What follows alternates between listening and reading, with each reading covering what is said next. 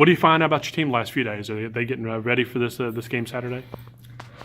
It's the biggest game of the year, and that's our mindset, and because it's the next one that we play, and we have to continue to get better.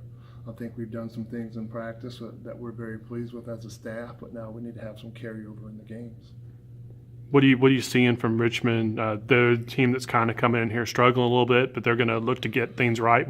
What are they doing good that they can kind of try to capitalize on against you? Their offense is good. The movement, the actions that they run, they present problems for everybody that they play. And we have to be locked in defensively. We have to be disciplined defensively.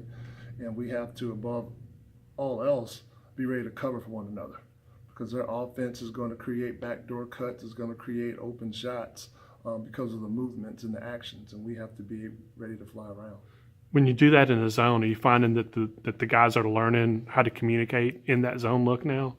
Well, we should be communicating whether it's man or zone.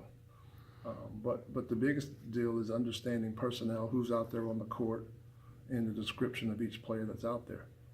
This is a bit of a football question, but as you go back and watch film from the last game, look at the zone, are there things you can pick up and improve upon? Yeah, there are. But I mean, it's anytime you scheme, you're going to allow something and you're going to try to take away something. And it's the lesser of the evils at that point. A lot of it is, we might go into the game and say, hey, we don't want to give up 3-point attempts. And they might shoot 12 and might miss 8 of them. Well, you know what? Let's roll with that a little bit. Let's see if they can make a couple. And so a lot of it's just going to be some hit and miss. And, you play the percentages, you play the numbers, we crush the numbers of the staff and kind of go from there.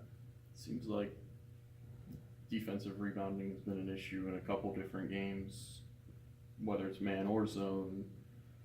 What are the things you can do now and in between games to work on that? I mean, we go through a lot of defensive drills for rebounding, but a lot of us just want to go get the damn ball.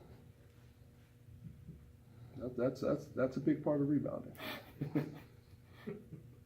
Offensively, are you happy with where you're at, and talk about building on that momentum from the Illinois game? Offensively, we're doing some good things. Our numbers are okay. I mean, obviously they can be better, but we're fairly efficient with what we're doing. It's just a matter for us of the ball not sticking, having good player movement as well, and then taking advantage of the reads that we're getting out there.